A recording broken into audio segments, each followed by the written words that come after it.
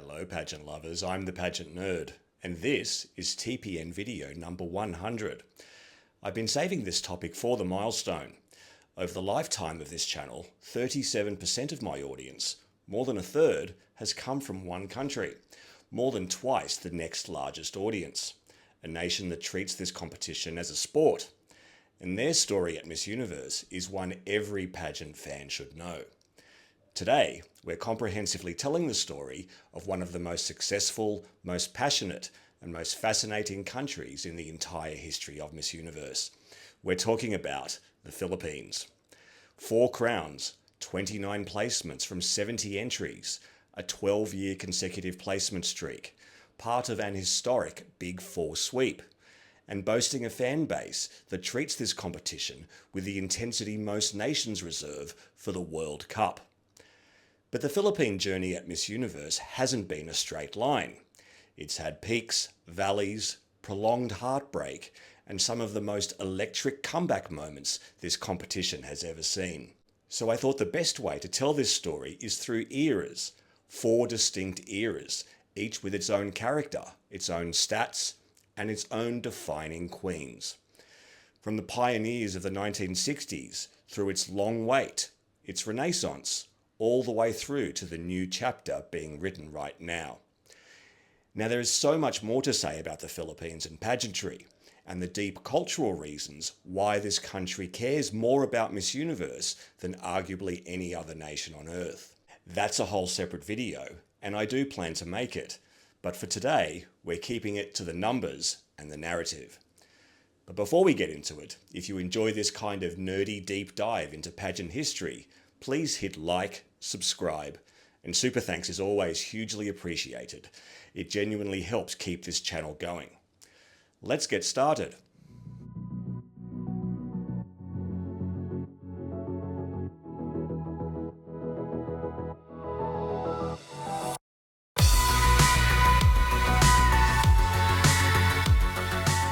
The Philippines first competed at Miss Universe all the way back in 1952, the very first edition, when Teresita Sanchez made the trip to Long Beach, California.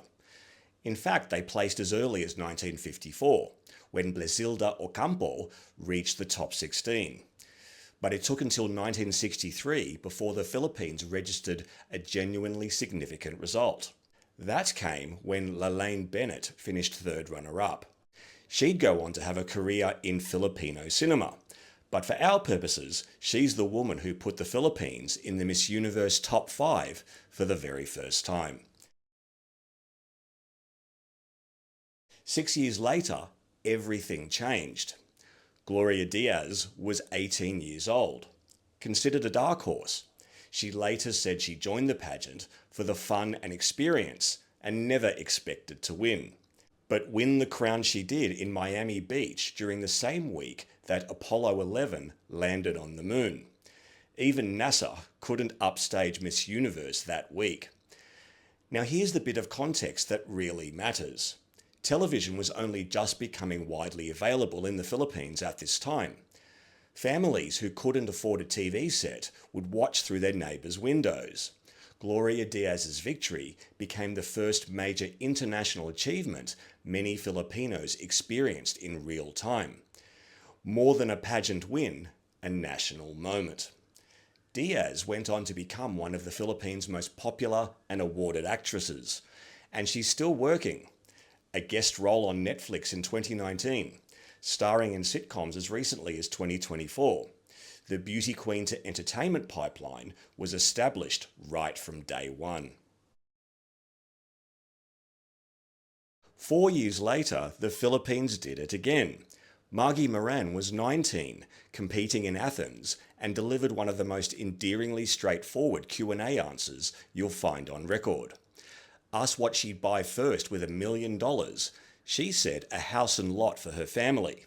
Judges loved it. She's also remembered for her eye roll right before the results were announced. But Moran's post-pageant career is what really stands out. University degree, master's degree, president of Ballet Philippines for nearly a decade, board member of the Cultural Center of the Philippines. She took the crown and turned it into a platform for cultural leadership. And for you trivia lovers, here's a footnote that connects to a previous video of mine. In 1973, while Moran was reigning as Miss Universe, the Miss World title was stripped from American Marjorie Wallace. The Philippines' Evangeline Pascual, who'd finished first runner-up, was widely expected to be elevated to the title, but was controversially overlooked. The Philippines came within a whisker of holding both Alpha crowns simultaneously. 2 crowns in 5 years. At that point, the Philippines was tracking alongside the USA and Brazil as one of the sport's elite nations. The future looked brilliant. And then the title drought began.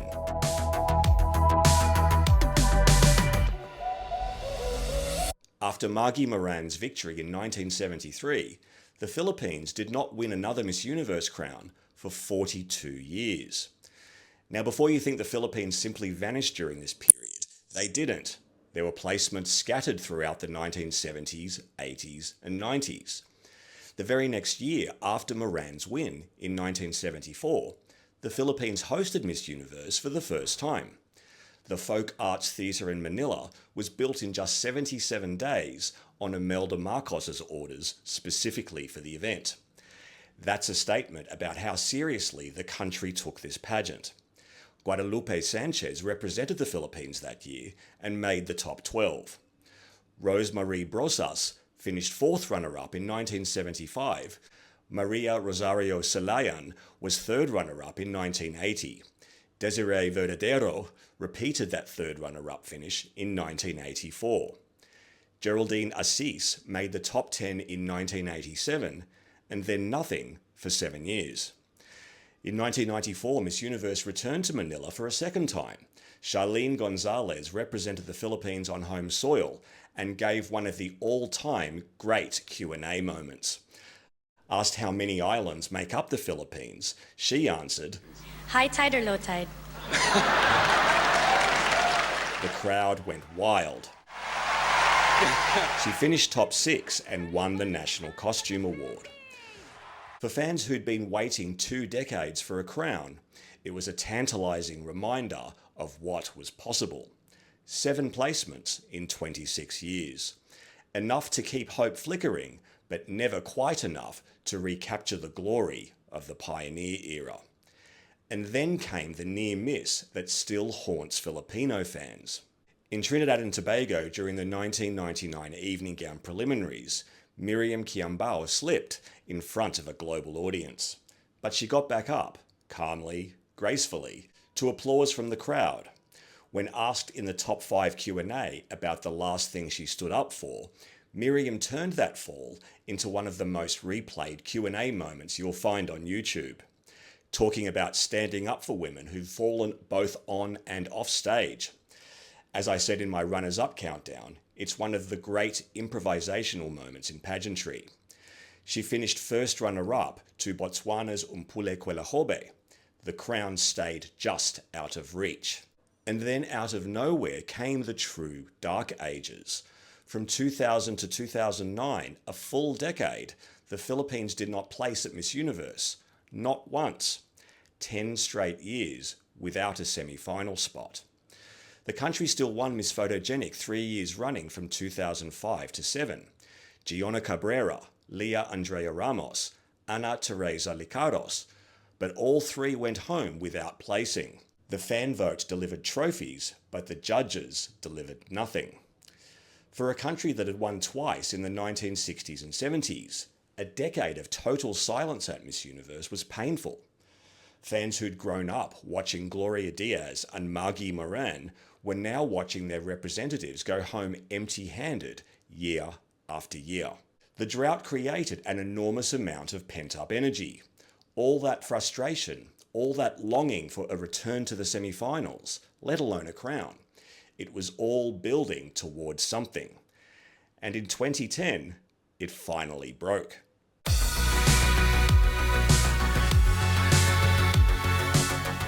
This is where it gets electric. In 2010, Venus Ra finished 4th runner-up at Miss Universe in Las Vegas. On paper, a top 5 finish. In context, an earthquake. And the final spot, are you ready? In the top 15 is for the Philippines. The Philippines was back in the semi-finals for the first time in 11 years. In the top 15 is for the Philippines.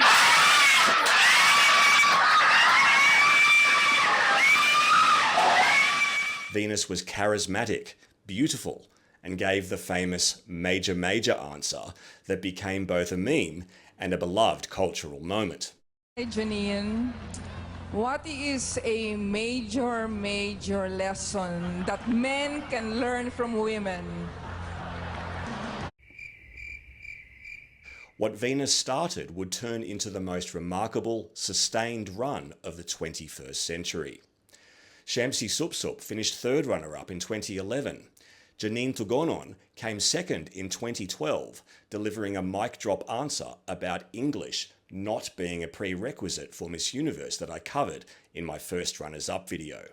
And Ariella Arida was third runner-up in 2013. 4 consecutive years in the top 5. That is seriously elite consistency. And it generated a level of momentum that made the eventual crowning feel almost inevitable. Quick aside on those 3 women. Shamcey Supsup became National Director of Miss Universe Philippines before launching a political career in 2025. Ariella Arida succeeded her as National Director. And Janine Tugonon moved to the United States, becoming a successful model and turned her pageant platform into a long-term career. The system was producing leaders, not just competitors. Mary Jean Lastimosa made the top 10 in 2014, keeping the streak alive. The Philippines had now placed 5 straight years, the country's best ever streak. Expectations were sky high heading into 2015. And those expectations were spectacularly met, although not quite in the way anyone predicted. Pia had competed at Binibining Pilipinas 3 times before earning her Miss Universe spot. Philippines! That persistence narrative resonates deeply in Filipino culture. Her final answer, confidently beautiful with a heart, became one of the most quoted phrases in Philippine pageant history. As I covered in my recent runners-up countdown, what happened to Colombia's Ariadna Gutierrez on that stage was genuinely extraordinary. But for the Philippines, the 42-year wait was over. The homecoming parade drew crowds that rivaled state events. The country had its 3rd crown. But Pia's win was only the beginning. Before I get to what happened next, it's worth stepping back and asking why. Why did the Philippines go from a decade of total silence to the most dominant run any country had had in the modern era? For what it's worth, I think there was a kind of golden alchemy at work here, a confluence of factors that all aligned at exactly the right moment. First, there was a specific coaching infrastructure that emerged. The Philippines developed dedicated pageant boot camps unlike anything in any other country. Kagandahan Flores, founded by Rodgil Flores in 1996, was the first, a 6-day-a-week training operation that produced MJ Lastimosa, Rachel Peters, and Gazini Ganados for Miss Universe, plus Big 4 winners Bea Santiago, Jamie Herrell, Angelia Ong, and Karen Ibasco. And then there was Aces and Queens, the camp run by Jonas Gafud, which produced Venus Ra, Shamcey Supsup, Janine Tugonon, Pia Wurtzbach, and Catriona Gray. Between those 2 camps, virtually every major Philippine delegate of the Renaissance era was trained at one point or another. In sporting terms, that's 2 academies producing the entire national team. Second, there was Binibining Pilipinas itself. By 2010, the organisation had been selecting the Philippines Miss Universe delegates for nearly 50 years. That's half a century of accumulated institutional knowledge about what works on the Miss Universe stage. The selection process, the preparation pipeline, the wardrobe strategy, the Q&A coaching. You can't replicate that kind of institutional memory overnight. Third, the timing was perfect. Social media was emerging just as the comeback began. Filipino fan energy went from living rooms to global platforms overnight. Suddenly, the world could see how passionately this country followed Miss Universe, and that visibility arguably helped delegates get noticed in ways that weren't possible during the dark decade. And underneath all of that, there's the cultural infrastructure that's unique to the Philippines. The barangay fiestas, the school pageants, the provincial competitions, a nationwide filtration system that identifies and develops pageant talent from childhood. In the Philippines, beauty pageants happen at every level of society, from neighbourhood courts to national arenas. Other countries send a model to Miss Universe. The Philippines sends the survivor of a grassroots talent pipeline that's been running for decades. Put all of that together and you get something genuinely rare. Not just good delegates, but a complete ecosystem designed to produce them. That's the golden alchemy. And when it was working, nobody could touch it. In 2016, the pageant returned to the Philippines for the third time, and this was a special night. Pia Wurtzbach, the reigning Miss Universe, a Filipina, crowned her successor, Iris Mittener of France, on home soil. Think about that for a moment. The Filipino queen, whose drought-ending victory had brought the country to tears a year earlier, handing over the crown in front of her own people in Manila. Meanwhile, Maxine Medina was competing as the Philippine delegate that same night and reached the top 6. 2 Filipinas on that stage, 1 crowning, 1 competing. The Philippines had gone from participating in Miss Universe to running the show. Rachel Peters followed with a top 10 in 2017. The streak was at 8 consecutive placements.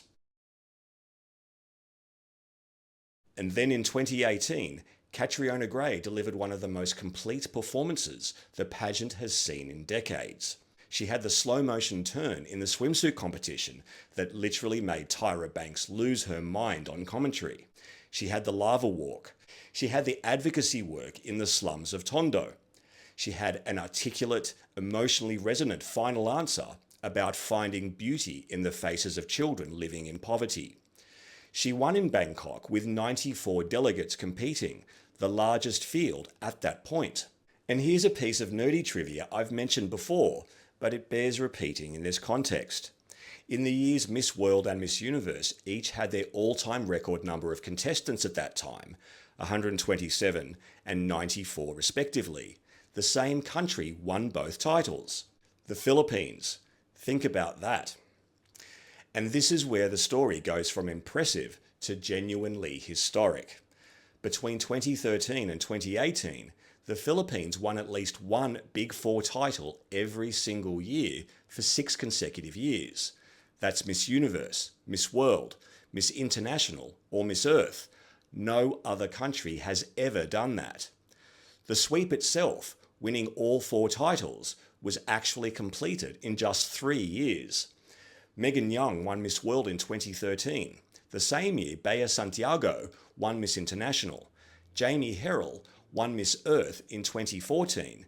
And then Pia clinched Miss Universe in 2015, while Angelia Ong won Miss Earth in the same year, making the Philippines the only country ever to win back-to-back Miss Earth titles.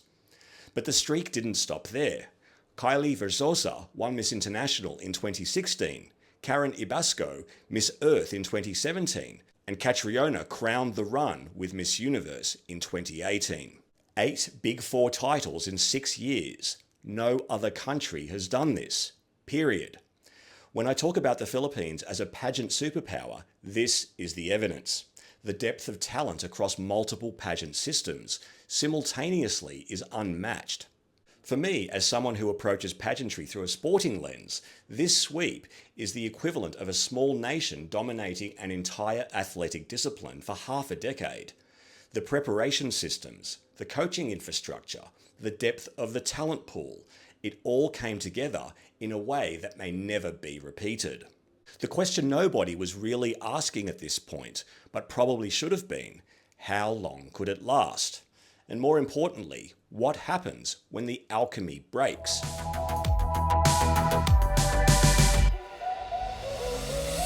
Three things converged at almost exactly the same moment.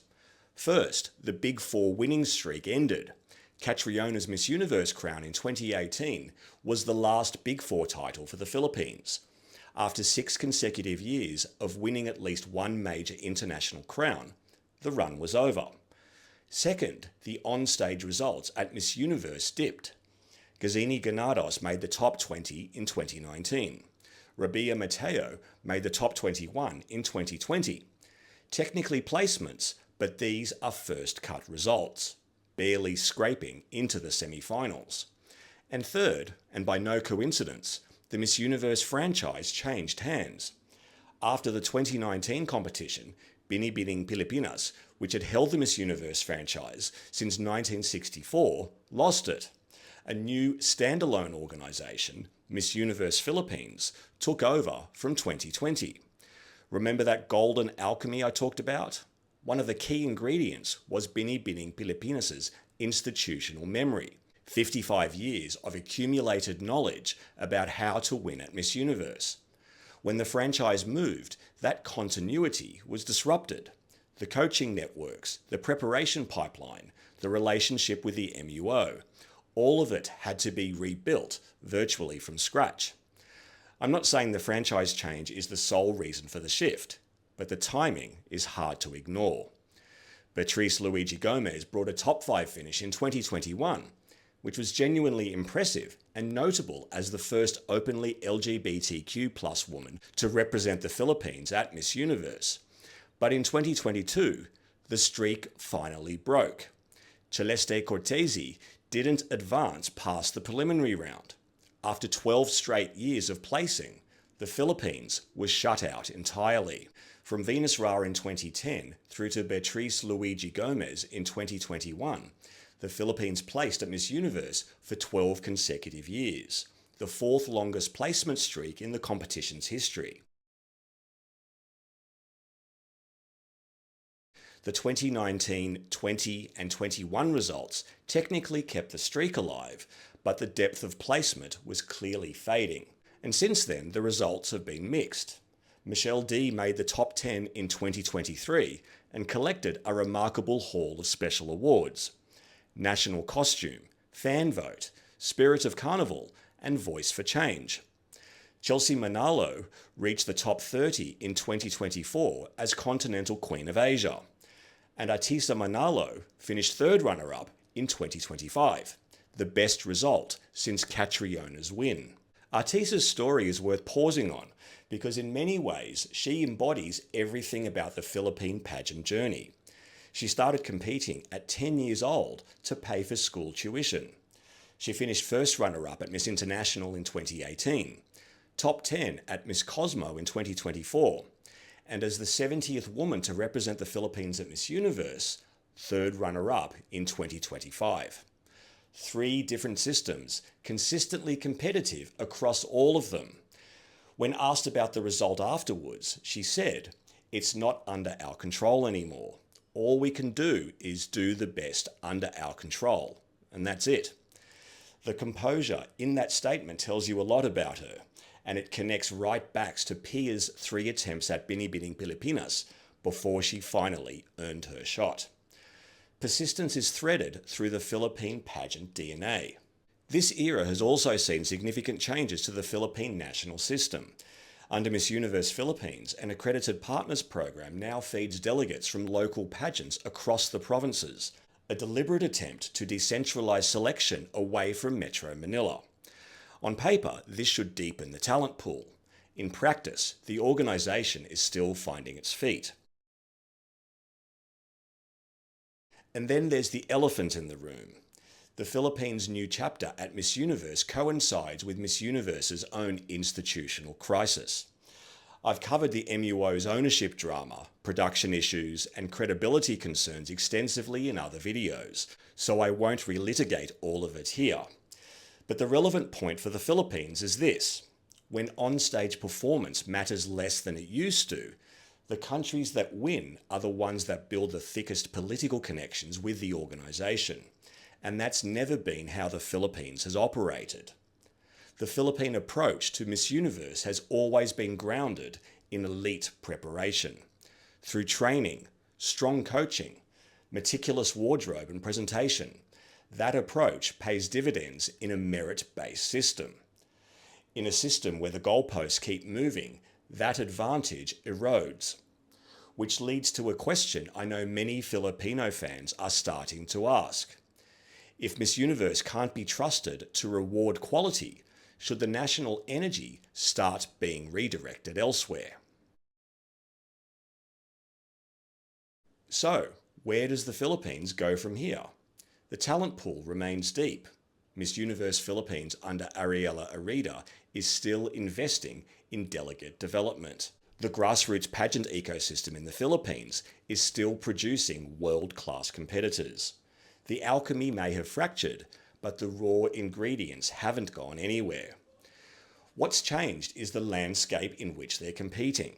A fifth Miss Universe crown is absolutely within reach, but whether the current MUO provides a fair pathway to it is a question I genuinely can't answer with confidence right now. As I mentioned in my previous Miss World videos, the Philippines has a strong track record at the Blue Crown as well, albeit maybe not quite as strong as Miss Universe. Megan Young won Miss World in 2013, and the Big Four sweep proves the country can compete at the highest level across multiple systems. With Miss World under stable leadership and returning to form, there's a real argument that diversifying pageant energy beyond Miss Universe makes strategic sense. Regardless of what happens with the organisations, I want to end on this. The Philippines has already secured its place as one of the greatest Miss Universe nations of all time. 4 crowns, a 12-year placement streak, a Big Four sweep that no other country has matched, and an entire nation that didn't just participate in this sport, but elevated it. Whatever the next era looks like, it'll be built on one of the most extraordinary foundations in the history of international pageantry. Which era of the Philippines at Miss Universe is your favourite? And which Filipina queen do you think made the single biggest impact?